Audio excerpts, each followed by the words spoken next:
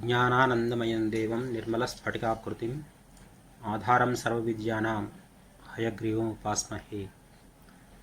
अज्ञानतिमिरान्धस्य ज्ञानाञ्जनशलाकया चक्षुरुन्मीलितं येन तस्मै श्रीगुरवे नमः। మనం విభీషణోపదేశ పాఠం చెప్పుకుంటున్నాం. ఇందులో 10 శ్లోకాలు అయినాయి. ఇప్పటికీ 11 శ్లోకం చెప్పుకోవాలి. ముందుగా 10వ శ్లోకం చివరిలో ఏం చెప్పుకున్నాం ఒకసారి మళ్ళా దాన్ని మననం చేసుకొని తర్వాత ముందుకెళ్దాం. యదా ప్రభృతి వైదేహి సంప్రాప్తే వసుంధర్ పరంతప తదా ప్రభృతి దృశ్యంతే నిమిత్తాన్యస్మానినః. దీన్ని మనం పూర్తిగా వివరించుకున్నాం. ఎప్పుడు మొదలుకొని అంటే ఏనాటి నుండి అయితే సీతాదేవి ఈ లంకలోకి తీసుకురాబడిందో, ప్రవేశించిందో, అప్పటి నుండి మనకు అశుభాన్ని కలిగించినటువంటి సంఘటనని కూడా కనపడుతున్నాయి, అంటే సంఘటన సంభవిస్తున్నాయి అని చెప్పాడు విభీషణుడు. ఇప్పుడు తర్వాత పాఠంలో ఏం జరుగుతుందంటే ఆ సంఘటనలు ఏమేంటి ఇప్పుడు చెప్పడం కాదు, ఆ జరుగుతున్న వాటిని వివరించబోతున్నాడు విభీషణుడు. తర్వాత 11, 12, 13, 14 ఈ 4 శ్లోకాలలో సీత వచ్చిన తర్వాత లంకలో జరిగినటువంటి అశుభప్రదమైనటువంటి సంఘటనలని వివరిస్తున్నాడు. సో మొదటి శ్లోకం, ఈరోజు పాఠంలోని మొదటి శ్లోకం, అంటే టోటల్గా 11వ శ్లోకం. గవాం పయాంసి స్కన్నాని విమదా వరపుంజరాః దీనమశ్వః ప్రేహేషంతే నవగ్రాసాభినందినః.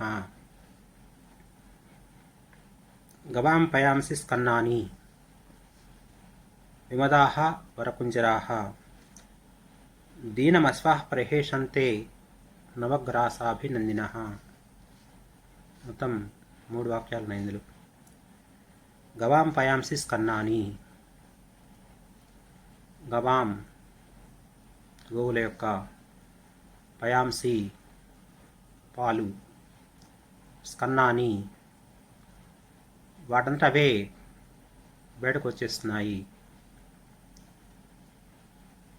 ఆవుల నుంచి మనకు క్షీరం లభిస్తుంది.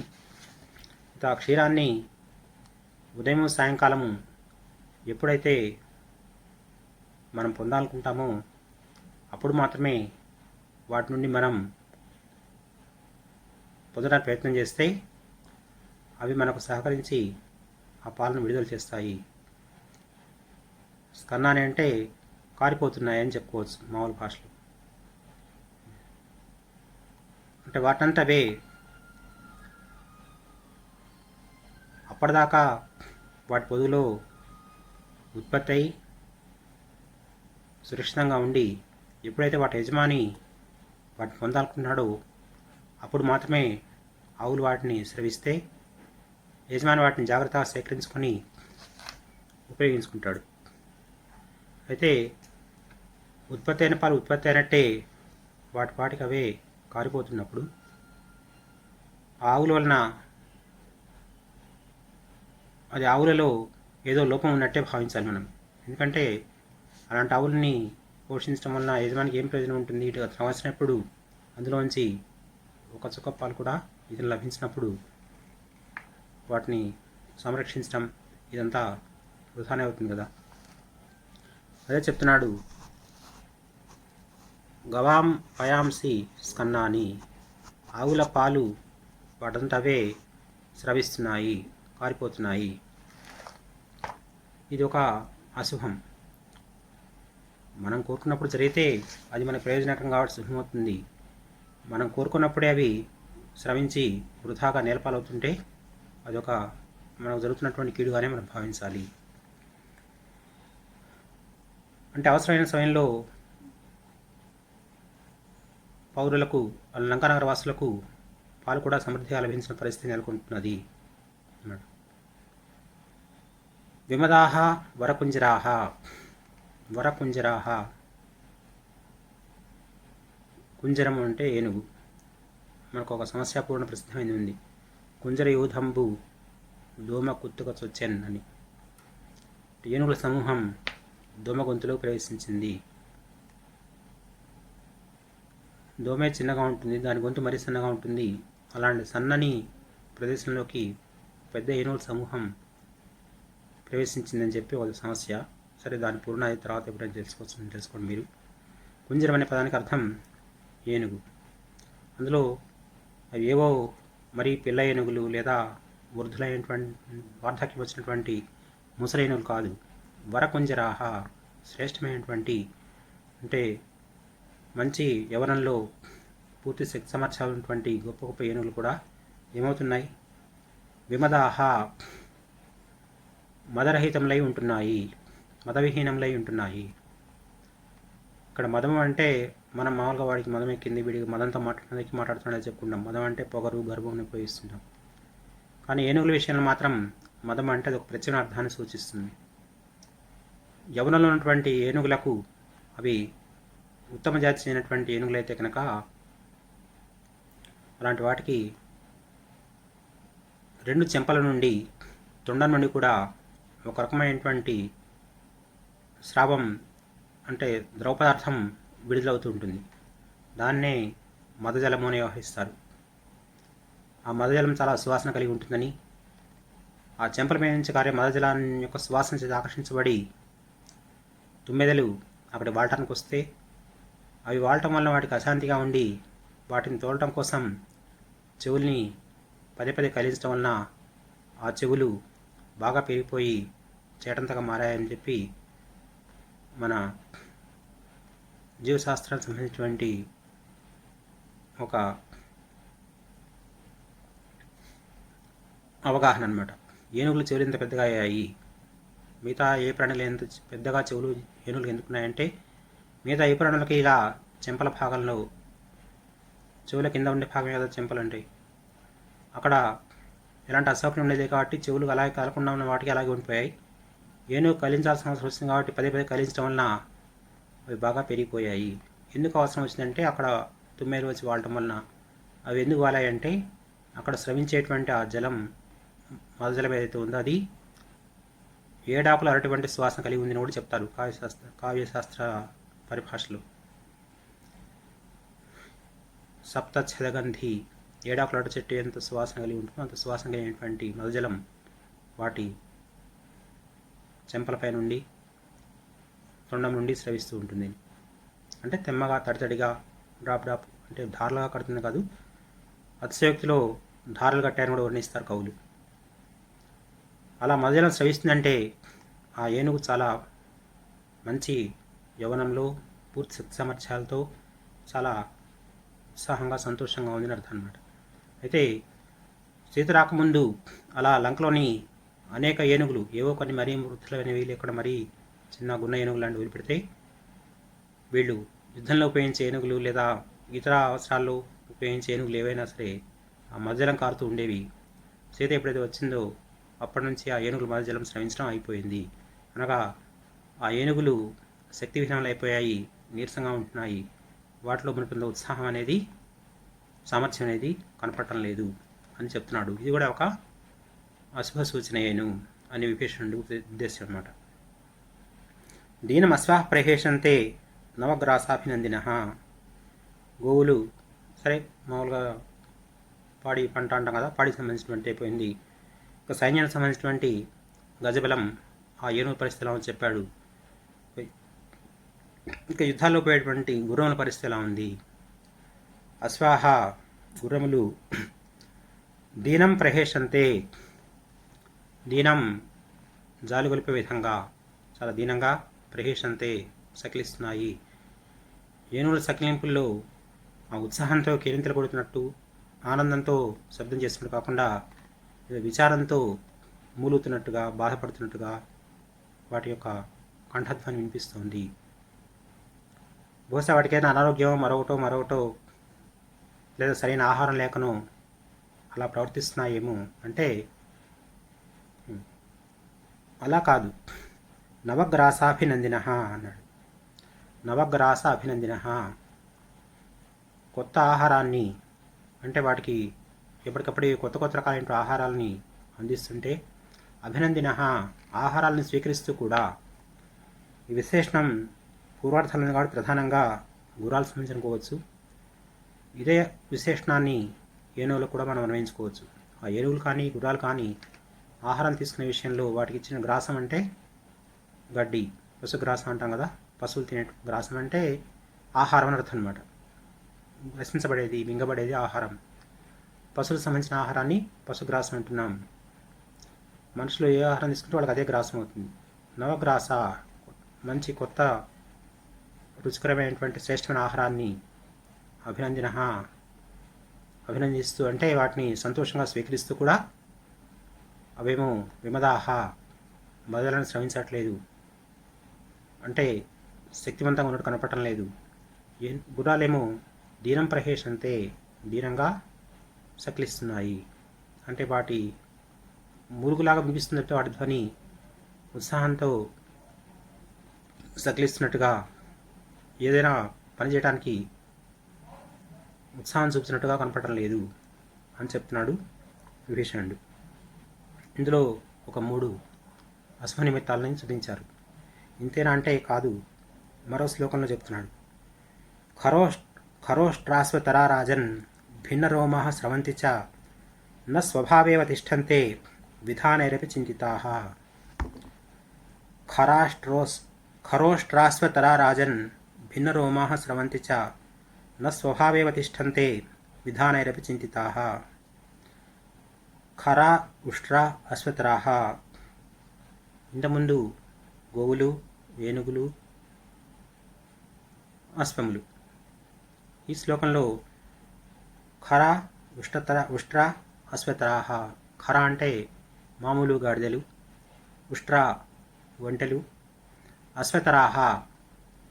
అశ్వం అంటే గుర్రం, అశ్వతర అంటే అశ్వాన్ని పోలి ఉండే జంతువు, అంటే కంచరగాడిద అనమాట. కంచరగాడిదలను పిలువబడేటువంటి ఒక రకమైన గాడిదలు చూడగానే గుర్రమా అనిపించేలా ఉంటాయి, కానీ సూక్ష్మంగా పరిశీలిస్తే ఆ జాతి గాడిదలకు సంబంధించిందే కానీ గుర్రానికి సంబంధించింది కాదనమాట. వాటిని అశ్వతరం అని పిలిచి చెప్తారు. ఇక్కడ చెప్పినవన్నీ కూడా అక్కడ యుద్ధానికి లేదా మామూలుగా వ్యవసాయం, పాడి వీటికి సంబంధించినవి అయితే, ఇక్కడ అదే పాడికి సంబంధించినవి అయితే గోవులు. ఇక్కడ అవన్నీ బరువులు మోయడానికి ఉపయోగపడేవి అనమాట. ఒంటెలు కానీ గాడిదలు కానీ కంచర గాడిదలు కానీ బరువుల్ని ఒక చోట నుంచి మరో చోట చేరడానికి ఉపయోగపడే సాధనాలుగా వాడతారు. ఇలా ఈ జంతువుల పరిస్థితి ఎలా ఉంది చెప్తున్నాడు. రాజన్, ఇది సంబోధన, ఓ రాజా. ఖర, ఉష్ట్ర, అశ్వతరాః. ఖరములు గాడిదలు, ఉష్ట్రములు ఒంటెలు, అశ్వతరాః కంచరగాడిదలు, ఇవన్నీ కూడా భిన్నరోమాః స్రవంతి చ. భిన్నరోమాః, వాటి దేహం పైన వెంట్రుకలు వాటిపాటికి అవే రాలిపోతున్నాయి. వెంట్రుకలతో ఉన్న జంతువుల్ని వెంట్రుకలు లేకుండా చూస్తే అవి చాలా ఏదో ఆరోగ్యానికి గురైనట్టుగా, అదేదో వాటిని బలహీనమైపోయినట్టుగా మనం అనిపిస్తుంది. వెంట్రుకలు ఉన్నప్పుడు అవి చూడటానికి చక్కగా ఉండి ఆరోగ్యంతో కనిపించేవి. ఆ వెంట్రుకలు రాలిపోతుందంటే ఏదో అనారోగ్యం వాటిలో ప్రవేశించింది. ఆ అనారోగ్యం కారణంగానే వెంట్రుకలన్నీ రాలిపోతుంటాయి. భిన్నరోమాః, మనం చూస్తాం ఈ క్యాన్సర్కు ట్రీట్మెంట్ తీసుకున్నప్పుడు ఒకసారి వాళ్ళ శిరోజాలు వెంట్రుకలన్నీ కూడా రాలిపోయి చూడటానికి ఇదేంటి ఇలా ఉన్నా అనిపించేలా కనిపిస్తుంటారు. అంటే అనారోగ్యం, దాని చికిత్స వల్ల వాళ్ళ వెంట్రుకలు రాలిపోవడం అనేది వాళ్ళ పరిస్థితి సరిగా లేదని చెప్పి మనం గ్రహించడానికి ఒక సూచనగా ఉపయోగపడుతుంది. అదేవిధంగా ఇక్కడ కూడా ఈ 3 జంతువులు ఏదైతే చెప్పాడో వీటి యొక్క వెంట్రుకలు భిన్న రోమాః, రోమాలు రాలిపోయినవై. రోమాలు రాలిపోవటమే కాదు, స్రవంతి చ. స్రవంతి అంటే మామూలుగా స్రవిస్తున్నాయి, కారుతున్నాయి, జారుతున్నాయి ఇలా చెప్పుకోవచ్చు, కానీ ఇక్కడ సందర్భాన్ని బట్టి మాత్రం తడబడుతున్నాయి. అంటే వాటి నడకలో స్థిరత్వం లేదు. బరువు మోసే జంతువులు బరువును మోస్తూ దృఢంగా అడుగులు వేస్తూ ఒక చోటు నుంచి మరో చోటికి ఆ వస్తువులు జాగ్రత్తగా గమ్యం చేర్చాలి. అవి నడవడానికే కష్టపడిపోతున్నాయి. నడవడానికే కష్టపడే జంతువులు బరువుని ఇంకే విధంగా మోస్తాయి? బరువుని ఎత్తుకుని మోయడం, నడవడం మరీ కష్టసాధ్యం అన్నమాట. సో అవి కూడా బలహీనములై, శక్తిహీనములై ఉన్నాయంటాడు. భిన్న రోమాః, వెంట్రుకలు రాలిపోయి స్రవంతి, తడబడుతున్నాయి. న స్వభావేవ తిష్టంతే విధానైరపి చింతితాః. ఇవన్నీ కూడా అయితే ఎవరైనా ఏదైనా ఒక జంతువును పోషిస్తున్నప్పుడు దానికైనా అనారోగ్యం మరొకటో దానిలో ఏదైనా మార్పు కనపడ్డప్పుడు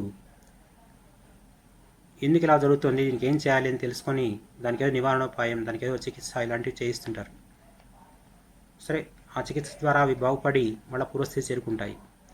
మరి ఇక్కడ వీటి విషయంలో ఈ కరములు, ఉష్టములు, అశ్వకరములు వీటి విషయంలో ఏం చేయలేదా అంటే వాటికి సంబంధించిన వ్యక్తులు, వాటి సంరక్షణ చూసేవాళ్ళు ఎన్నో రకాల విధానాల ద్వారా వాటిని మరలా మామూలుగా చేయాలని ప్రయత్నిస్తున్నారు. అయినా సరే అవి తమ పూర్వస్థితిని పొందలేకపోతున్నాయి. అంటే వాటి చేసేటువంటి చికిత్స, వాటికి చేసేటువంటి ఉపచారాలు వాటి మామూలు స్థితికి చేర్చలేకపోతున్నాయి అన్నాడు. విధానైరపి చింతాః, విధానైరపి ఆయా పశు చికిత్సా విధానం ఏదైతే ఉందో ఆ విధానాల ద్వారా చింతితాః అపి వాటి గురించి ఎంతగా ఆలోచించినా, అంటే వాటికి ఎన్ని రకాల చికిత్సలు చేయించినా, వాడి ఆరోగ్యం కోసం ఎన్ని రకాలు ఆలోచించి ఎంత ప్రయత్నం చేసినా కానీ స్వభావే నా అవతిష్టంతే, స్వభావే తమ యొక్క సహజమైనటువంటి స్వభావం ఏదైతే దృఢంగా అడుగులు వేస్తూ బరువులు మోయగల సామర్థ్యాన్ని ప్రదర్శిస్తూ ఉత్సాహం ఉన్నటువంటి లక్షణం అయితే ఉందో ఆ స్వభావనందు తమ సహజమైనటువంటి స్థితిలో, సాధారణ స్థితిలో నా అవతిష్టంతే నిలవలేకపోతున్నాయి, తమ సహజ స్థితికి రాలేకపోతున్నాయి. ఇది 12వ శ్లోకం. నెక్స్ట్ 13వ శ్లోకంలో వాయసాః సంఘసః క్రూరాः వ్యాహరంతి సమంతతః సమవేతాస్ దృశ్యంతే విమానే అగ్రేషు సంఘసః. వాయసాః, వాయసాః వాయసము అంటే కాకులు అన్నమాట. అవి క్రూరాః, క్రూరాః అంటే అర్థం ఏంటి? చాలా క్రూరమైన ప్రవర్తన గలవై, అంటే కనపడి వాళ్ళ మీద దాడి చేస్తూ ముక్కులతో పొడుస్తూ ఇలా ప్రవర్తిస్తున్నవై. సమంతతః అన్ని చోట్ల కూడా, ఆ చోట ఈ చోట లేదు, ఎక్కడ పడితే ఎక్కడ అనమాట. సమంతతః అన్ని ప్రదేశములందు. సంఘసః వ్యాహరంతి, సంఘసః గుంపులు గుంపులుగా, సంఘం అంటే సమూహం, సంఘసః అంటే గుంపులుగా, ఒక కాకి అరకాకి ఏదో చేస్తోంది అని కాదు, అనేక రకమైన కాకులు సమూహాలుగా తయారై, సంఘం అంటేనే అనేకం కూడిన సంఘం, కానీ ఒక సంఘం కాదు, అలాంటి అనేక సంఘాలు కాకులని గుంపులు గుంపులుగా తయారై వ్యాహరంతి అరుస్తున్నాయి. ఎక్కడ చూసినా గుంపులు గుంపులు చేరిన కాకులు క్రూరాహ భయంకరంగా ప్రవర్తిస్తూ గట్టి గట్టిగా కావు కావు అని చెప్పి అరుస్తూ ఉన్నాయన్నమాట. వ్యాహరంతి అరుస్తున్నాయి. తర్వాత సరే, అక్కడెక్కడో వాటికి ఏదో ఒక కాకి చనిపోయినప్పుడు మీద ఆకులు చేరాల్స్తుంటాయి, అలాంటి సంఘటన ఏదో జరిగి ఉంటుందిలే అని వాటిని మనం తేలిగ్గా తీసుకోవటం కాదు. అనుమానించాల్సిన కారణం ఏంటంటే ఈ కాకుల ప్రవర్తన గురించే మరొక అంశం కూడా మనకు అశ్వాన్ని సూచిస్తూ ఉంది. ఏమిటంటే సమవేతాస్ దృశ్యంతే విమానాగ్రేషు సంఘసః. విమానం, విమానం అంటే భవనముల యొక్క ఉపరిభాగాన్ని విమానం అంటాం. విమాన వెంకటేశ్వరుడు తిరుపతికి వెళ్ళిన వాళ్ళు చూస్తుంటారు. ఆ వెంకటేశ్వర స్వామి యొక్క మూల విరాట్ ఉండేటువంటి ఆ గర్భగుడి ఏదైతే ఉందో దానిపైన గోపురం మీద ఉండేటువంటి వెంకటేశ్వర స్వామి వారి విగ్రహం పైకెత్తి చూస్తుంటారు. ఆ స్వామిని విమాన వెంకటేశ్వరుడు అంటాడు. విమానం అంటే ఇక్కడ మన ఆకాశంలో ప్రయాణించే సాధనం అని అర్థం చెప్పడం కాదు, భవనముల యొక్క ఎత్తైన ఉన్నతమైనటువంటి ఉపరిభాగాన్ని విమానం. విమానాగ్రేషు ఆ భవనాల పై భాగాలలో లేదు, ఇండ్లపైకి చేరే అన్నమాట. ఈ రాక్షసుల యొక్క మెడలపైన చేరినటువంటి ఈ వాయసాహ కాకులు ఏం చేస్తున్నాయంటే సంఘసః సమవేతాః దృశ్యంతే. సంఘసః గుంపులు గుంపులుగా, సమవేతాః ఒకచోట చేరినవై, దృశ్యంతే కనిపిస్తున్నాయి. అరవటమే కాదు, ఇంకా ఇంటి మీద కాకులన్నీ గుంపు గుంపుగా చేరినాయంటే హంసలో చిలుకలో మరొకటో అది ఆనందాన్ని ఆహ్లాదాన్ని ఇచ్చే విషయం కాదు, అదేదో రాబోయే అశుభానికి సూచనగానే మనం భావించాలి. ఈ కాకుల యొక్క ప్రవర్తన ఈ రకంగా ఉంది. ఎక్కడ పడితే అక్కడ భయంకరంగా అరుస్తున్నాయి గుంపులుగా చేరి. ఆ కాకులే గుంపులు గుంపులుగా ఈ ముఖ్యమైనటువంటి వ్యక్తుల యొక్క ఇళ్లపైన చేరి కనిపిస్తున్నాయి. ఇవన్నీ కూడా మనకు రాబోయే ఆపదని సూచించేవిగా ఉన్నాయంటున్నాడు. ఇంకా పక్షుల విషయంలో కాకులు అశుభానికి సూచనగా చెప్పడం జరిగింది. ఇంకా జంతువుల విషయంగా చెప్తున్నాడు. క్రవ్యాదానాం మృగాణాం చ పురీద్వారేషు సంఘసః శ్రూయంతే విపులాఘోషాః సవిస్ఫూర్జిత నిస్వనాః. క్రవ్యాదానాం మృగాణాం చ పురీద్వారేషు సంఘసః శ్రూయంతే విపులాఘోషాః సవిస్ఫూర్జిత నిస్వనాః. లంకానగరం, ఆ నగరం చుట్టూతా పెద్ద కోట కూడా, దాని నలువైపులా 4 ద్వారాలు, ఇవన్నీ వర్ణించబడున్నాయి. అంటే కాకులు లాంటివి ఆకాశ మార్గంలో ఎట్నుంచి ఎటైనా వస్తాయి. లంకలో ప్రవేశించి అవి చేసినటువంటి పనులు, అరుపులు, అరవటాలు, గుంపులుగా చేరటాలు, ఇవన్నీ మనం గమనించాం. అయితే మృగాహ జంతువులు, ఏం జంతువులు ఇవి? క్రవ్యాదాహ మాంసాహారులైనటువంటి జంతువులు. క్రవ్య అంటే మాంసము, మద భక్షణే, భక్షించేటువంటి అనమాట. రాక్షసులను కూడా క్రవ్యాదులని పిలుస్తారు, ఎందుకంటే వాళ్ళు ఇష్టంగా తినే ఆహారం మాంసాహారం కాబట్టి. సో క్రవ్యాదాహ మాంసాసనులు, మాంసాన్ని భుజించేవాళ్ళు.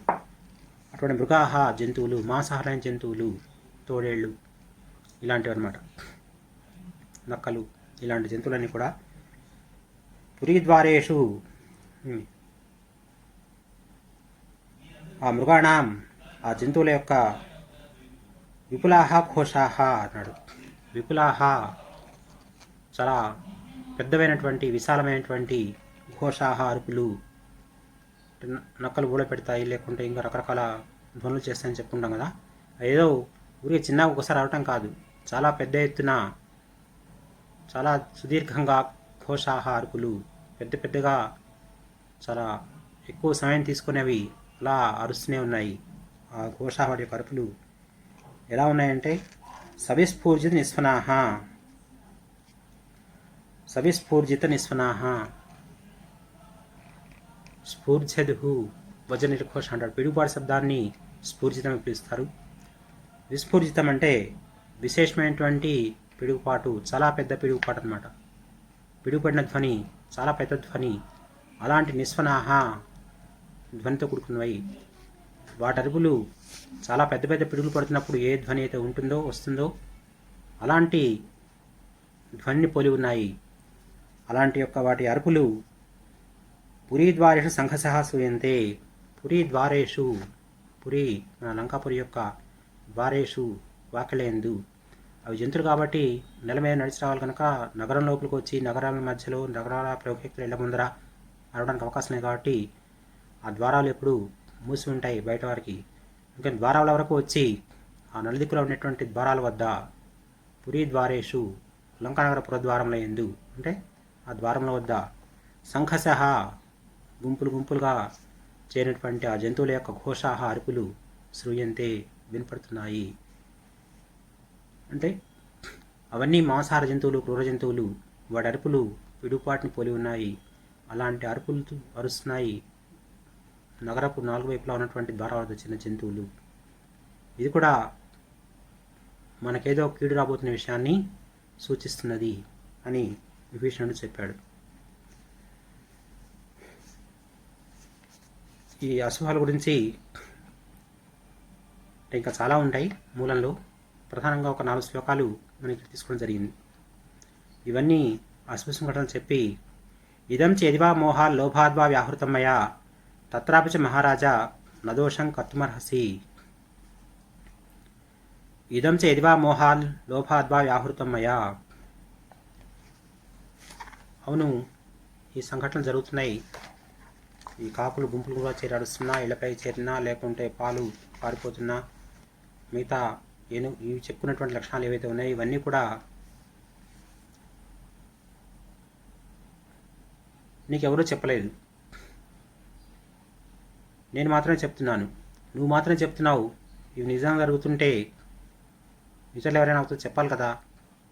ఇతరులు ఎవరు చెప్పని నువ్వు మాత్రం ఎందుకు చెప్తున్నావు అంటే, నేను చెప్పడానికి 2 కారణాలు ఉన్నాయి. 2 కారణాలు అనిపించవచ్చు. ఒకటి మోహాత్. మిగతా వాళ్ళు ఏంటంటే, నువ్వు యుద్ధాన్ని సిద్ధపడుతున్నావు కాబట్టి, యుద్ధం చేద్దామని సంతోషిస్తావు కాబట్టి ఆ కోణంలోనే మాట్లాడుతున్నారు తప్పితే యుద్ధం జరిగితే మనకి ఏదో కీడు జరగవచ్చు, ఈ జరిగే అశుభ సూచనలన్నీ కూడా మనకు రాబోయే కీడు సూచిస్తున్నాయి కనుక యుద్ధం మానుకుంటే మంచిదేమో అనే ధోరణిలో వాళ్ళెవరు ఆలోచించట్లేదు. కానీ నేను మాత్రమే నీకు వాస్తవాన్ని చెప్తున్నాను. అందులో కారణాలు రెండు చెప్తున్నాడు. మోహాత్, మోహం వలన, మోహం అంటే ఇష్టం లేదా ప్రేమ, ఒకదానిపైన మనం పెంచుకున్నటువంటి అభిమానాన్ని మోహం అంటాం. రావణుడు నా సోదరుడు, ఇతడు సుఖంగా ఉండాలి, ఇతడు మంచి జరగాలి, మిగతా వాళ్ళు ఇష్టం ఉంటుంది. రావణుడు మన ప్రభు కాబట్టి అతను చెప్పిన దానికి తల ఊపుతుంటే మనల్ని ఏ లోటు ఉండదు, ఇంతవరకు ఆలోచిస్తారు. కానీ నీపైన నాకున్నటువంటిది ఇష్టం కనుక, అయ్యో నాకు ఇష్టమైన రావణాసుని అన్నగారి నగరంలో లేదా ఇక్కడ లంకాపూర్లో జరుగుతున్నటువంటి ఈ సంఘటనల వలన రాజు అయినటువంటి నా సోదరునికి ఏమైనా కీడు జరగవచ్చేటువంటి, అలా జరగకూడదు అని నీపైన నా ప్రేమలో ఆలోచిస్తున్నాను కనుకనే మోహాత్, మోహం వల్ల కానీ, లోభాద్వా, ఎదివా లోభాత్, లేకపోతే ఎదివా లేని ఎడలా, అలా కాకుంటే లోభాద్వా, లోభం వలనైనా, పోనీ నీ మీద లేకపోయినా లోభం అంటే ఆశ. యుద్ధం జరిగితే రావణాసుని మరణిస్తే రావణాసుని సోదరునిగా నేను యుద్ధంలో పాల్గొనాలి, అప్పుడు ఆ యుద్ధంలో నేను కూడా మరణిస్తానేమో, నా ప్రాణాలను దక్కించుకోవాలి అనేటువంటి లోభం వలనైనా కావచ్చు, మోహం వలన కావచ్చు, లేదా లోభం వలన కావచ్చు, నీపై ఉన్న ప్రేమతోనైనా కావచ్చు, లేదా ఈ జరగబోయే సంఘటన వలన లంకానగరి నష్టం జరిగితే ఆ లంకానగరిలో ఉన్నటువంటి నాకు కూడా నష్టం కాబట్టి నాకు మంచి జరగాలనేటువంటి లోభం వలన కావచ్చు, నీకు మంచి జరగాలన్నటువంటి ప్రేమతోనైనా కావచ్చు, లేదా నాకు మంచి జరగాలన్నటువంటి లోభం వలనైనా కావచ్చు. కానీ మంచి జరగబోదు, చెడ జరగబోతుందనిపించే ఈ సూచనలను నేను మాత్రమే నీ దృష్టికి తీసుకురాగలిగాను. మయా వ్యాహృతం ఇదం, ఈ విషయమంతా, ఈ అశుభ సంఘటనలు, అశుభ నిమిత్తాల్సినటువంటి సమాచారం మయా వ్యాహృతం, నా చేతి చెప్పబడింది, అంటే నేను మాత్రమే నీకు చెప్పాను. కానీ ఇతరులు ఎవరు నీకు ఈ విషయాన్ని చెప్పట్లేదు. నేను మాత్రం చెప్పడం కారణం ఏంటంటే నాలో ఉన్న మోహం లేదా నాలో ఉన్నటువంటి లోభం. మోహమేమో నీపైన, లోహమేమో కొన్ని నా గురించి, నా క్షేమం గురించి. తత్రాపిచ మహారాజా నదోషం కర్తుమర్హసి, తత్రాపిచ, ఆ విషయంలో కూడా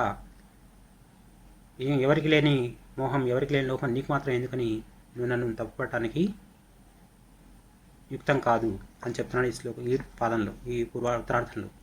తత్రాపిచ, అందున కూడా, ఇలా నేను చెప్పే విషయంలో మహారాజా, ఓ మహారాజా, నా దోషం కర్తుమర్హసి, దోషం కర్తుం, నేను ఒక తప్పుగా చేయుటకు, తప్పుగా భావించడానికి, నార్హసి, నీవు తగవు, అంటే నీ ముందు వాస్తవాన్ని చెప్పడాన్ని ఒక తప్పుగా నీవు భావించరాదు, భావించకూడదు.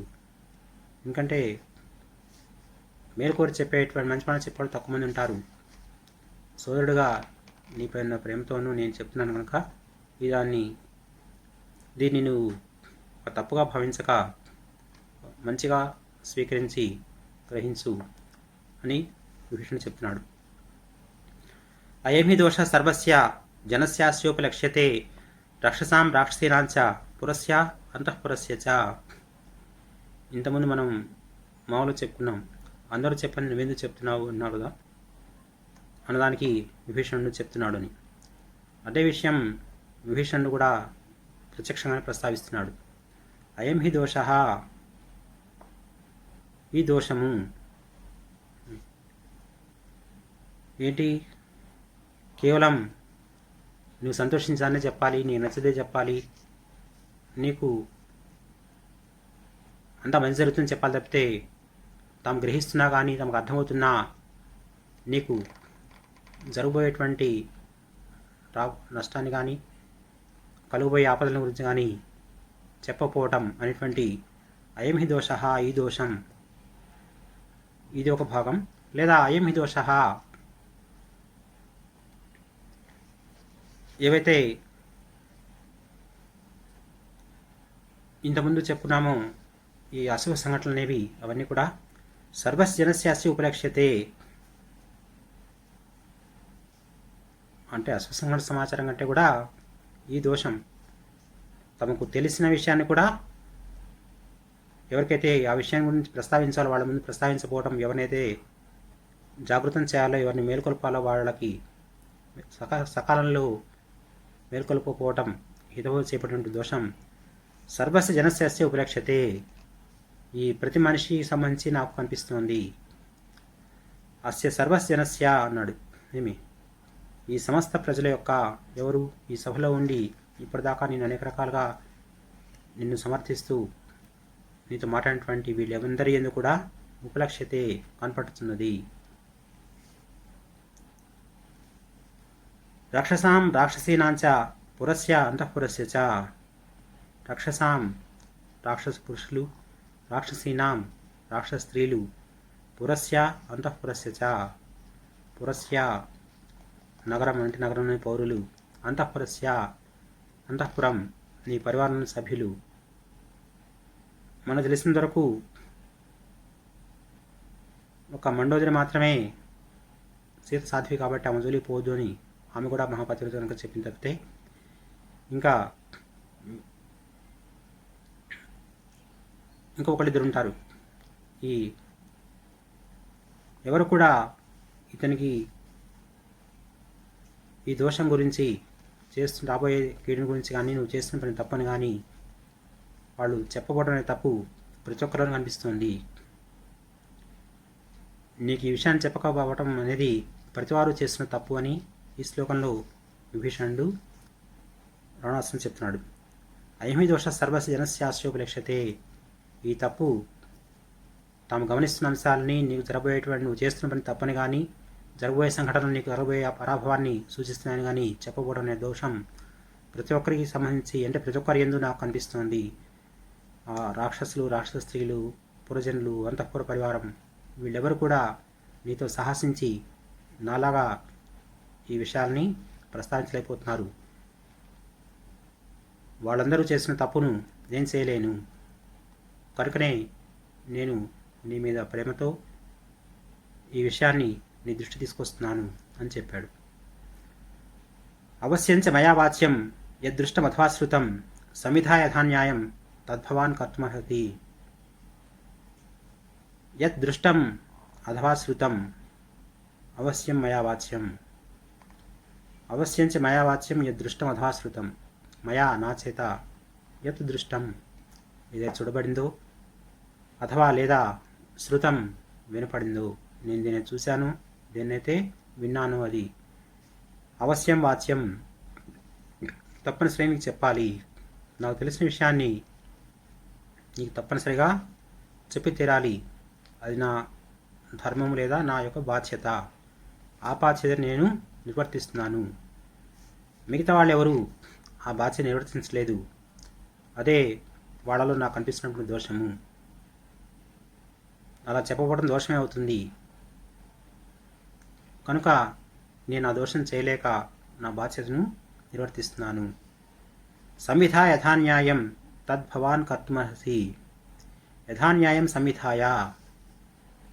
యథాన్యాయం న్యాయాన్ని అనుసరించి, న్యాయబద్ధంగా, సంవిధాయ చేయవలసిన పని చేసి చేయటం అనేది తద్భవాన్ కర్తుమర్హతి. తత్ దానిని అంటే ఏం చేయాలి, ఏం చేయడనేటువంటి విషయాన్ని, చేయాల్సిన పనిని భవాన్ కర్తుమర్హతి నీవు చేయడం తగి ఉన్నావు, నీవు చేయాలి. నీవు నేను చెప్పింది విన్నావు, వాళ్ళు చెప్పింది విన్నావు, దేనిలో న్యాయం ఉంది, ఏది చేస్తే మేలు జరుగుతుంది ఆలోచించి యథాన్యాయం న్యాయాన్ని అనుసరిస్తూ సంవిధాయ చక్కన ఆచరణ అంటాడు. అంటే దుడుకుతనం, అహంకారపూరిత ప్రవర్తన ఇలా కాకుండా ఒక ప్రజాక్షేమం కోరే రాజు, ఒక యోగ్యమైనటువంటి రాజు తన పనులు ఎలా చేస్తాడో ఆ విధానంలో నీవు చక్కగా కార్యాచరణ చేసి చేయడానికి భవాన్ కర్తుమర్హతి నీవు తగి ఉన్నావు. నేను చెప్పింది నువ్వు పాటిస్తే బాగుంటుంది అని చెప్పి ఈ శ్లోకంలో విభీషణుడు చెప్తున్నాడు. ఈ శ్లోకాలు ఇంతవరకు కూడా ఇది 10వ శ్లోకం నుంచి ఇప్పుడా ఉన్నటువంటి 17వ శ్లోకం దాకా ఇవి 10వ సర్గలో మనకు కనిపిస్తాయి. ఇప్పుడు చెప్పేటువంటి శ్లోకం వృతోహి బాహ్వంతర భోగరాశి. ఇది 14వ శ్లోకంలో 14వ సర్గలో, అవి 10వ సర్గలో అయితే ఇది 14వ సర్గలో మనం చూడగలుగుతాం. వృతోహి బాహ్వంతర భోగరాశి చింతాంశః సుస్మిత తీక్ష్ణశ్చః పంచాంగుళీ పంచశిరోతికాయః సీతామహాహి స్తవకేన రాజన్. సరే, ఆ సమావేశం అక్కడ ముగుస్తుంది. అది అయిపోయిన తర్వాత మళ్ళా మరో సందర్భంలో మళ్ళా అందరూ కూర్చున్నప్పుడు మరలా కూడా విభీషణుడు తన విధానాన్ని వివరించడానికి అనుకున్నప్పుడు ఈ శ్లోకం చెప్తున్నాడు. అందుకనే అది 10వ శ్లోకంలో శ్లోకం, 10వ సర్గలో శ్లోకం అది. ఇది 14వ సర్గలోని శ్లోకం. మృతోహి బాహ్వంతర భోగరాశి చింతావిషః సుస్మిత తీక్ష్ణంష్టః పంచాంగుళీ పంచశిరోతికాయః సీతామహాహి స్తవకేన రాజన్. రాజన్, ఓ రాజా, ఓ రావణ మహారాజా అని సంబోధిస్తున్నాడు. సీతామహాహి, సీతామహాహి, మహాహి పదంలో మహా ప్లస్ అహిహి, మహాహిహి, అహి అనగా సర్పం, మహాహిహి పెద్ద పాము, కొంచెం పండు కొండ చిలువ అనే అర్థంలో ఉపయోగించకపోవచ్చు. సీతా మహాహిహి, సీత అనేటువంటి పెద్ద పాము లేదా మామూలు విషసర్పం, భయంకరమైనటువంటి పెద్ద విషసర్పం. ఎవరంటే ఆ విషసర్పం? సీతామహాహిహి, సీత అనే అమ్మయే పెద్ద విషసర్పం లాంటిది. మనం చెప్తాం సంసార సాగరం, సంసారమే పెద్ద సాగరం వంటిది, దుఃఖ సాగరం, దుఃఖమే సాగరం వలె విశాలమైనది.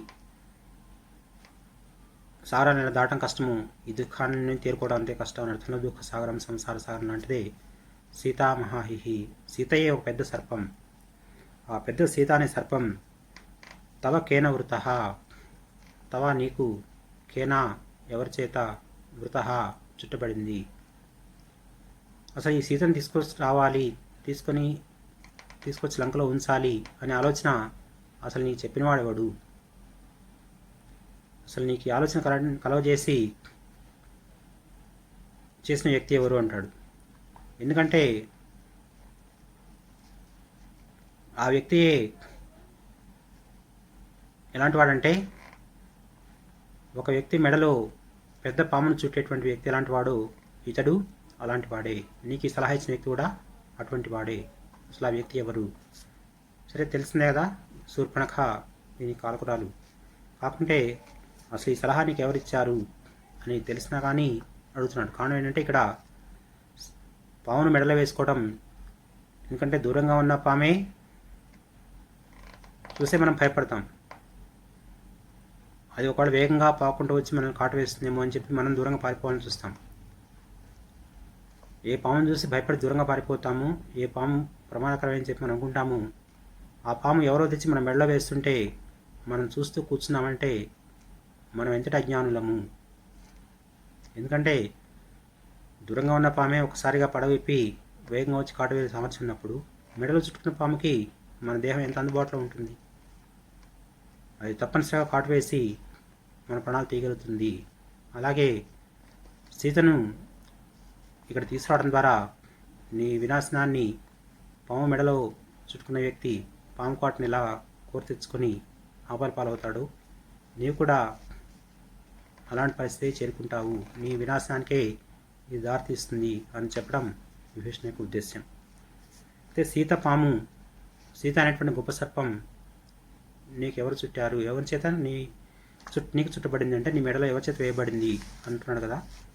ఈ సీతను పాముతో పోల్చడం గల ఔచిత్యాన్ని చెప్తూ సీతను పాముగా ఎందుకు చెప్తున్నాడు, సీతకు పాముకు ఉన్నటువంటి సమాన లక్షణాలు ఏంటి? ఇంతకుముందు చెప్పుకున్నాం, దుఃఖ సాగరప్పుడు దుఃఖం చాలా గొప్పది, సాగరం కూడా చాలా విశాలమైనది. దాంతో అలా కొన్ని పోలికలు ఉన్నప్పుడే దేనైనా ఒక దానితో అదే ఇదని వర్ణించగలుగుతాం. ఇక్కడ సీతకును సర్పానికి ఉన్నటువంటి పోలికలు ఏంటో చెప్తున్నాడు. బాహ్వంతర భోగరాశి. భోగము అంటే మనం తెలుగులో అందరికీ తెలిసిన అర్థం ఏంటంటే సుఖాలు, భోగాలను అనిపిస్తున్నాడు, సుఖాలను అనిపిస్తున్నాడు చెప్పుకుంటాం. కానీ ఇక్కడ భోగ అనే పదానికి అర్థం పడగ. అందుకనే సర్పాలకు పర్యాపదాలు భోగి అంటాడు. భోగము కలది కాబట్టి భోగి సర్పము అని. భోగరాశి పడగల సమూహం ఏంటంటే బాహ్వంతరం. సీతాదేవి యొక్క బాహువుల మధ్య భాగం అంటే వక్షస్థలం. ఆమె వక్షస్థలమే ఆమెకున్నటువంటి ఒక పాముకున్న పడగ లాంటిదో సీతాదేవి యొక్క వక్షస్థలం అటువంటిది. బాహువుల యొక్క మధ్య అంతరం, బాహు ప్లస్ అంతరం బాహ్వాంతరం యనాథ్ సంధి. బాహువుల మధ్య భాగం ఛాతి వక్షస్థలం అయితే ఉంది, అది భోగరాశి, ఒక పడగల సమూహం లాంటిది. చింతావిష. చింతావిష. ఆ సీతాదేవి ఎప్పుడు నిరంతరం రాముడిని స్మరిస్తూ తీసుకొచ్చిన నిన్ను నిందిస్తూ నిరంతరం దుఃఖిస్తున్నది. ఆమెలో ఉన్నటువంటి ఆ చింతా విచారం ఏదైతే ఉందో అదే విష. పాములో ఉన్న విషం లాంటిది సీతలో ఉన్నటువంటి సీత మనసులో ఉన్నటువంటి గుడి కట్టుకున్న దుఃఖము లేదా విచారము, చింత. సుస్మిత తీక్ష్ణ దంష్ట్ర. సుస్మిత తీక్ష్ణ దంష్ట్ర. సీత అందంగా ఉంటుంది, అలా ఉంటుంది, ఆమె చిన్నవి ఇలా ఉంటుంది, ఎలా ఉంటుంది చెప్పి శూర్పణఖ ఆమె యొక్క సౌందర్యాన్ని చాలా పెద్ద స్థాయిలో వర్ణించేసరికి రాముడు ఆమెను తీసుకురావడం జరిగింది. ఆ సీత యొక్క చిరునవ్వు ఏదైతే ఉందో సుస్మితం, ఆమె యొక్క అందమైన చిరునవ్వే తీక్ష్ణ దంష్ట. తీక్ష్ణ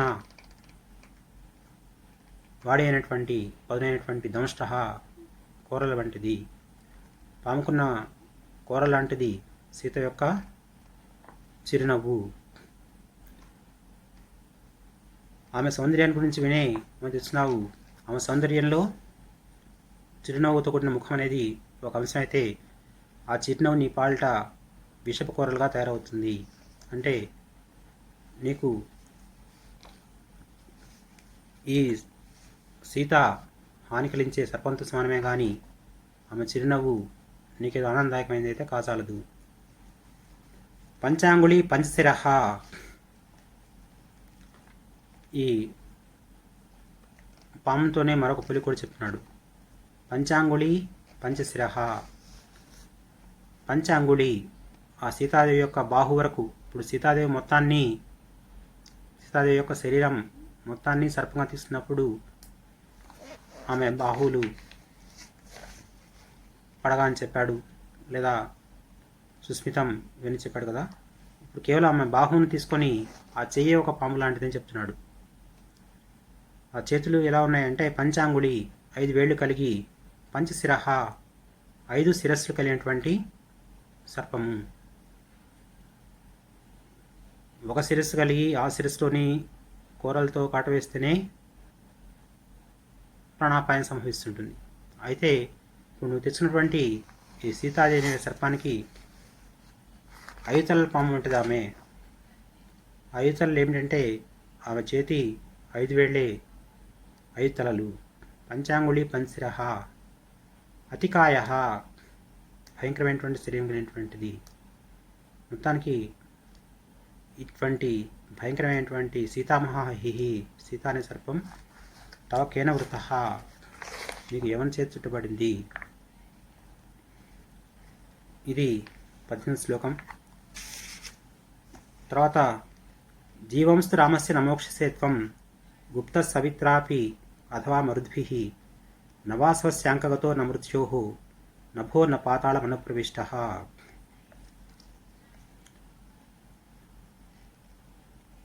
జీవంస్తు రామస్య నమోక్షసే త్వం గుప్త సవిత్రాపి అథవా మరుద్భిః నవాస్వస్యాంకగతో న మృత్యోః నభో న పాతాళమనుప్రవిష్టః. జీవన్, నీవు జీవించి ఉన్నట్లయితే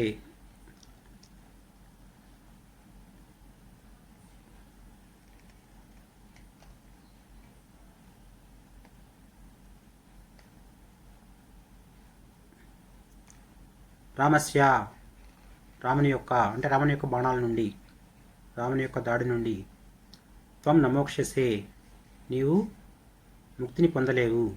అంటే నీవు జీవించి ఉన్నట్లయితే చాలు, రావణుడు నిన్ను విడిచిపెట్టడు, తప్పనిసరిగా సంహరించి చేస్తాడు. ఒకవేళ నీవు ప్రాణాలు విడిచిపెట్టామని తెలిస్తేనే రావణుడు వెనక్కి వెళ్తాడు తప్పితే, నువ్వు జీవించి ఉన్నావంటే రాముడు నిన్ను విడిచిపెట్టాడు. ఇక్కడ చెప్తున్నాడు, వాళ్ళు రాముని యొక్క పరాక్రమం గుర్తెరిగి ఆయనతో పోరాడానికి భయపడి నువ్వు యుద్ధరం నుంచి పారిపోయినా నువ్వు బ్రతికుండగా ఆయన నిన్ను విడిచిపెట్టే అవకాశం ఎంత మాత్రం లేదు. నీ ప్రాణరక్షణ కోసం నువ్వు గుప్త సవిత్రాపి అథవా మరుద్భిః, సవిత్ర సూర్యుని చేత, అథవా లేదా మరుద్భిః దేవతాగణముల చేత. మరుత్ అనే దానికి మరుద్గుణములైనటువంటి ఒక దేవతా సమూహం, సహజంగా దేవతలు అనే ఒక అర్థం, రెండు అర్థాలు ఉన్నాయి. మొత్తానికి దేవతల చేత, సూర్యుని చేత కూడా గుప్త కాపాడబడినా కానీ నమోక్షసే విడవబడవు. త్వం నమోక్షసే నీవు విడవబడవు, రాముడిని విడిచిపెట్టాడు. న వాసవస్య అంకగతః న మృత్యోః, వాసవస్య దేవేంద్రుని యొక్క అంకగతః ఒడిలో దాక్కున్నప్పటికి కూడా, అంకం అంటే ఒడి, గతః అంటే చేరుకున్నవాడు. ఒకవేళ ఇంద్రుడు దేవతల రాజు కదా, రాముడికి భయపడి నీవు దేవేంద్రుని చాటను దాగినా కానీ, దేవేంద్రుని ఒడిలో దాక్కున్నా కానీ, నా అంటే నమోక్షసే, నా అనే పదానికి ప్రతి చోటు కూడా నమోక్షసే దగ్గర ఏదైతే ఉందో ఆ మోక్షసే అనే పదాన్ని అన్వయించుకోవాలి మనం. వాసవస్య అంకగతః నమోక్షసే, ఇంద్రుని యొక్క ఒడిలో చేరినా కానీ నీవు విడవబడవు, రాముడిని విడిచిపెట్టాడు. మృత్యోః అంకగతః నా, సాక్షాత్తు మృత్యుదేవ దగ్గరికి వెళ్ళి నువ్వు దాక్కున్నా కానీ అక్కడికి వచ్చి కూడా రాముడు నిన్ను సంహరిస్తాడు. మృత్యోః అంకగతః, మృత్యువులో చేరినా కానీ నమోక్షసే విడవబడవు. నభః అనుప్రవిష్టః నా, ఇంతకుముందు చెప్పిన వ్యక్తులు అంటే రక్షకులుగా ఎవరైనా భావించిన వారి దగ్గరికి వెళ్ళినా వాళ్ళెవరు నీకు రక్షణ కల్పించలేరు అని చెప్పాడు. ఇప్పుడు ఏ ప్రదేశమైనా సురక్షితం నువ్వు భావిస్తే ఆ ప్రదేశం కూడా నీకు సురక్షితం కాదు, ఆ ప్రదేశాన్ని వచ్చి కూడా రాముడు నిన్ను సంహరిస్తాడు అని చెప్తున్నాడు. నభ అనుప్రవిష్టః, అంతరిక్షంలో ప్రవేశించినా కానీ నా మోక్షసే నీవు విడివడవు. నువ్వు అంతరిక్షంలో ఎక్కడ పోయి దాక్కున్నా రాముని బాణాలు అక్కడికి వచ్చి నేను సంహరిస్తాయి. పాతాళం అనుప్రవిష్టః నా, నభః ఆకాశంగా అంతరిక్షం కానీ, పాతాళాన్ని కానీ, అటు లంక భూమి మీద ఉంది, ఈ భూమి మీద ఉన్నటువంటి లంక నుంచి నువ్వు అంతరిక్షంలోకి వెళ్ళి ఎక్కడ దాక్కునే ప్రయత్నం చేసినా, లేదా పాతాళ లోకంలో అడుగు భాగమైనటువంటి పాతాళ లోకంలోకి వెళ్ళి అక్కడెక్కడైనా దాక్కుని రక్షించుకోవాలని ప్రయత్నించినా, అనుప్రవిష్టః అక్కడికి నువ్వు ప్రవేశించినా కానీ నా మోక్షసే విడువబడవు. నీవు జీవించున్నట్లయితే రాముని యొక్క బాణాల నుండి నీకు రక్షణ సూర్యుని వద్ద కానీ, దేవతల వద్ద కానీ, దేవతల రాజైనటువంటి ఇంద్రుని వద్ద కానీ, సాక్షాత్తు మృత్యుదేవత అందరినీ కబలించి అందరి మీద అధికారం చెలాయించే మృత్యుదేవత దగ్గర కానీ నీకు రక్షణ లభించదు. అలాగే ఈ ముల్లోకాలను కదా, పైలోకము, మధ్యలోకము, అధోలోకము, అంతరిక్షము, భూమి, పాతాళం, ఈ మూడు లోకాల్లో ఎక్కడ దాక్కున్నా నీకు రక్షణ అనేది నమోక్షసే విడవబడవు, అంటే నీకు రక్షణ అనేది లభించదు. కాబట్టి రాముని బాణాల నుండి నీకు రక్షణ కోరుకుంటే, రాముని నిన్ను విడిచిపెట్టాలంటే ఒకటే మార్గం, ప్రదీతాం దాశరథాయ మైథిలి, ఇంతకుముందు చెప్పినట్టే సీత తీసుకువెళ్ళి రామునికి అప్పగించు. ఇప్పటిదాకా మాట్లాడింది రావణాసురునితో. ఇప్పుడు ఈ 20వ శ్లోకం ఆ సభలో ఉన్నటువంటి మంత్రులను ఉద్దేశించి చెప్తున్నాడు విభీషణుడు. అయంచ రాజా వ్యసనాభిభూతః మిత్రైరమిత్ర ప్రతిభైర్భవద్భిః అన్వాస్యతే రాక్షసనాశనార్థే తీక్ష్ణః ప్రకృత్యా సమీక్షకారి. మీలాంటి వాళ్ళందరూ ఇతని చుట్టూ చేరి మిత్రులాగా ప్రవర్తిస్తూ శత్రువులు చేస్తున్న పని మీరు చేస్తున్నారు. శత్రువు ఏం చేస్తాడు? వినాశాన్ని కోరుకుంటాడు. మీరు మిత్రులాగా ఉంటూనే శత్రువులాగా ప్రవర్తిస్తున్నారంటే అతని వినాశానికి ఉపయోగపడే సలహాలు ఇస్తున్నారు. యుద్ధాన్ని అతను ప్రేరేపిస్తూ అతని వినాశానికి కారణభూతులు అవుతున్నారు. నిజానికి మీరు మంత్రులు, శ్రేయోభిలాషులు, మిత్రులు లాంటి వాళ్ళు కారు, శత్రువులతో సమానమైన వాడు మీరు అని చెప్పి ఈ శ్లోకంలో చెప్తున్నాడు. అయం రాజా, ఈ రాజు, ఈ రావణాసురుడు వ్యసనాభిభూత వ్యసనంచే ఓడించబడ్డాడు. అంటే సీతాదేవి మీద ఉన్న వ్యామోహానికి లొంగిపోయినవాడు. సీత అందగట్ట, ఆమెను పొందాలి, రాముడు ఆమె భర్తగా వస్తున్నాడు కనుక అతను సంహరించేసేయాలి, సీతను పొందాలనేటువంటి ఒక ఆలోచన తప్పితే వాస్తవాన్ని గ్రహించడానికి సిద్ధపడటం లేదు. అందుకనే వ్యసనాలు లోనైన వాడు ఆ వ్యసనాన్ని తీర్చుకోవాలని చూస్తాడు, కానీ ఆ వ్యసనం ద్వారా కలిగే కష్ట నష్టాలని గమనించాడు. తాగుబోతూ తాటలో ఆనందం అనిపిస్తాడు, కానీ దాని ద్వారా జరిగేటువంటి ఆరోగ్య నష్టం కానీ ఆర్థిక నష్టం కానీ వీటిని పట్టించుకోడు. అట్లాగా వ్యసనాభిభూత, వ్యసనాలు ఉన్నటువంటి రాజు తీక్ష్ణ ప్రకృత్యా శస్మేష్యగారి, తీక్ష్ణ క్రూరైన స్వభావం కలవాడు, సాధు స్వభావుడు, ఇతరులు చెప్పే దాన్ని గ్రహించేటువంటి సునిజ మనస్తత్వం గలవాడు కాదు. తీక్ష్ణ స్వభావం గలవాడు, తాను ఏదనుకుంటే ఏదో జరగాలి, నేను చెప్పిందే కరెక్టు, ఇలాంటి భావన కలవాడు. ప్రకృత్యా శస్మేక్షకారి, ప్రకృతి చేతనే అంటే స్వభావ సిద్ధంగానే అనమాట. అది ప్రకృతి లాంటిది, దాని స్వభావమే లాంటిది. అసమీక్షకారి అంటే ఆలోచించకుండా పనిచేసేవాడు, చేసే పని చేసుకుని పోవడం తప్పితే ఈ పని చేస్తున్నాను నేను లాభమా నష్టమా అని ఆలోచించే లక్షణం లేనివాడు. అటువంటి ఈ రావణాసురుడు రాక్షస నాశనార్థే, ఈ సంభవించబోయే రాక్షస నాశనం కోసం మిత్రై అమిత్రప్రతిమై భవద్భ్యం నాశ్యతే, మిత్రై భవద్భిః, మిత్రులైన మీ అందరి చేత అన్వాస్యతే పరివేష్టించబడి ఉన్నాడు. అంటే అతను మిత్రులుగా మీరందరూ చుట్టూ చేరారు, కానీ మీరంతా ఎవరంటే అమిత్ర ప్రతిమై, అమిత్ర శత్రువులతోటి, ప్రతిమ సమానులు, మీరందరూ శత్రువులతో సమానులు. కానీ మిత్రులని చెప్పుకుని అతను చుట్టూ చేరి ఎందుకోసం అంటే మీరందరూ చుట్టూ చేరి అతన్ని ఎందుకోసం చేరారు అంటే రాక్షస నాశనార్థే, రాక్షస నాశనం కోసమే మీరందరూ అతని చుట్టూ చేరారు. అనగా రాక్షస నాశనం కోసమే మీరందరూ అతనికి ఇటువంటి సలహాలు ఇస్తున్నారు. మీరు నిజంగా ఈ మంచి సలహాలు ఇచ్చేటువంటి మంచి మిత్రులు కారు. మేలు కోరి సలహాలు ఇచ్చేవాళ్ళు ఎవరిచ్చిన సలహాలో మేలు జరుగుతుందో వాడు మిత్రులు అవుతారు. ఎవరిచ్చిన సలహా వల్ల మనకు కీడు జరుగుతుందో అలాంటి వాడు మిత్రులు ఎలా అవుతారు? శత్రువులు అవుతారు. కనుకనే మీరందరూ కూడా అమిత్ర ప్రతిమ, శత్రువులతో సమానమైనటువంటి వాళ్ళు. అటువంటి మిత్రై భవద్భిః, మిమ్మల్ని అందరూ మిత్రులు భావిస్తూ మీ అందరి చేత ఇతను అన్వాస్యతే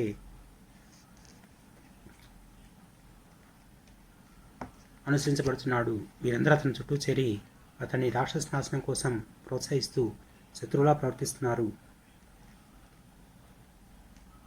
అతను స్వయంగా అజ్ఞాని, మీరు అతనికి అపకారం కలిగేదాన్నే మంచి అని చెప్తున్నారు. ఇంకా బాగుపడే అవకాశం ఎక్కడుంది? ఇదంతా చాలా దురదృష్టకరం అని చెప్పేసి బాధపడుతూ విభీషణుని మాట చెప్తున్నాడు. ఇతనే స్వయంగా వ్యసనాభిభూతుడు, వ్యసనాలు లొంగిపోయే స్వభావం కలవాడు. తన వ్యసనం తప్పితే దాని పర్యవసనాల గురించి పట్టించుకునే ఒక మూర్ఖుడు లాంటి వాడు. అలాగే తీక్ష్ణ, ప్రకృత్యా తీక్ష్ణ, ప్రకృతి సహజ స్వభావంగానే ఒక క్రూర స్వభావం కలవాడు, దూకుడు స్వభావం కలవాడు తప్పితే శాంత స్వభావుడు, మంచి గమనించే లక్షణం లేనివాడు. అసమీక్షకారి, చేసే పని యొక్క గుణదోషాలు గ్రహించి చేసేటువంటి స్వభావం లేనివాడు. అటువంటి రావణుడు అయం రాజా, ఈ రాజు మిత్రపత్మై భవద్భిః మిత్రై, శత్రువులతో సమానం లాంటి మీ మిత్రులందరి చేత రాక్షస నాశనార్థే అన్వాస్యతే, రాక్షస నాశనం కోసం ఇతడు అన్వాస్యతే అనుసరించి ఉండబడుతున్నాడు అని మీరంతా అనుసరిస్తున్నారు. ఇది విభీషణుడు చెప్పినది. మరో 10 శ్లోకాలు ఉన్నాయి. తర్వాత పాఠంలో వాటిని మనం చెప్పుకుందాం. స్వస్తి.